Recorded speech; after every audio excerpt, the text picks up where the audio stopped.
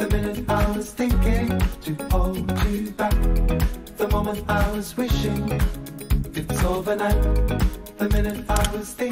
Il est 9h moins le quart, nous sommes le jour du printemps, tiens, et Damien, ça le fait danser, tout simplement. Oh, rien ne me fait danser, vous savez. Alors, le CLT, le Club des libraires de Télématin, nous propose aujourd'hui 3 ouvrages en la personne de... Qu'est-ce que vous avez choisi aujourd'hui? C'est Nicolas Lefort. Nicolas Lefort, vous le connaissez, il est libraire à Paris, dans le 16e. Alors, Laurent, chers amis téléspectateurs et tristes, plus éclectique que ce matin, il n'y a pas. C'est pas possible. Vous le dites à chaque fois. Non, c'est pas vrai, monsieur. Si. Monsieur Mignola, je m'inscris en faux. Non. Parce que vous savez que les libraires, leur difficulté, c'est en 3 livres, essayer d'abord de vous donner leur coup de cœur et surtout de ratisser large, de balayer large. Et ce matin, le spectre l'est large. Alors, il y aura un roman historique, il y aura un livre très très drôle dans la veine de Jacques Tati, comme si Tati et Chaplin avaient écrit ensemble. Ça sera le bouquin qu'on va vous proposer. Mais commençons par un polar, un thriller. Alors, ça s'appelle Entre deux mondes chez Michel Lafon d'Olivier Norek, qui est policier de formation. Il est flic et en plus il écrit super bien. Alors, c'est pas le polar avec un tueur en série qu'on va suivre. C'est beaucoup plus subtil que ça. C'est un polar, dirais-je, plus sociologique, plus géopolitique. Si ça vous fait peur, explication grâce à Nicolas. Regardez.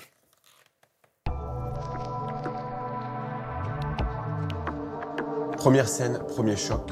Nous sommes au milieu de la mer Méditerranée, dans un bateau rempli de migrants, une femme et sa petite fille. La petite fille se met à tousser, tout le monde la remarque, le passeur vient voir la mère et lui dit « À cause de ta fille, on va être repéré par les douaniers, ta fille, tu la jettes à la mer. »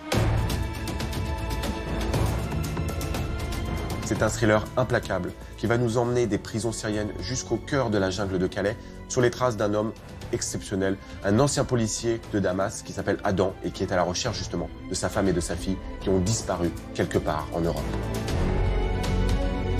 Entre deux mondes est exceptionnel car c'est l'alliance parfaite entre un roman policier impossible à lâcher et un roman aussi politique et social qui nous emmène au cœur de ces vies brisées, de ces hommes et de ces femmes qui ont tout quitté pour avoir la vie sauve. Un livre essentiel et inoubliable.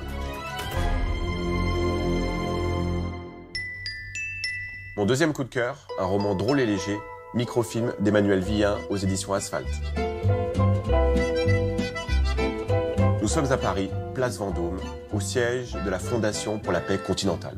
Vous n'en avez jamais entendu parler? Eh bien, le héros de cette histoire non plus. C'est pourtant son nouveau job. Il est acteur le reste du temps, mais c'est l'acteur qu'on ne remarque jamais, physique quelconque, et il ne trouve pas de travail. Et comme il a travaillé il y a longtemps pour une revue qui s'appelait Microfilm, eh bien il a été parachuté comme spécialiste en microfilm dans cette fondation. Et il va se rendre compte que cet endroit est complètement aberrant. Il va même pas avoir de machine pour travailler, il attend les microfilms qui n'arriveront jamais et c'est le début d'une aventure absurde et rocambolesque. Il y a comme un charme rétro désuet dans ce roman léger et intelligent qui nous rappelle les films de Charlie Chaplin ou de Jacques Tati, à suivre les pas de cet homme perdu dans une entreprise qui marche sur la tête. Une vraie parenthèse enchantée, drôle et délicieuse. Et pour terminer, mon gros coup de cœur du moment, Ombre parmi les ombres d'Isabelle Lacan aux éditions Bruno Doucet. Tchécoslovaquie, 1945. La guerre est terminée. Robert Desnos, le plus célèbre, le plus grand poète français de l'époque, vient d'être libéré du camp d'Auschwitz. Il est conduit faible et fatigué au camp de Térésine afin d'y être soigné. Et c'est là qu'il va faire la rencontre d'un enfant incroyable. Un enfant qui a survécu à tout grâce à son amour de la poésie, et notamment la poésie de Robert Desnos. C'est le début d'une grande, mais hélas trop courte amitié. Ombre parmi les ombres, avec son écriture émouvante, sensible et d'une poésie incroyable, est pour moi le plus beau et le plus grand roman de ce début d'année. Il ne me reste rien de toi.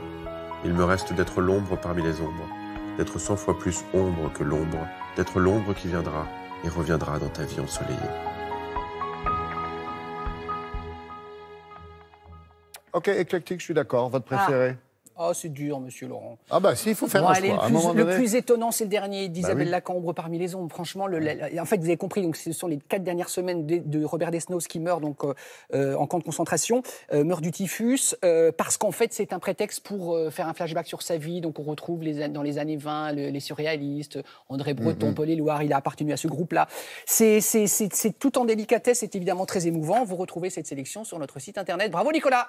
Et puis avec Norek, c'est l'occasion de souligner qu'on a une belle génération d'écrivains pour les polars, hein, quand même. Ah, et français, parce que d'habitude, c'est les Islandais, mais là, les Français, on est en train de résister. Et je dis tant mieux. Merci, Damien.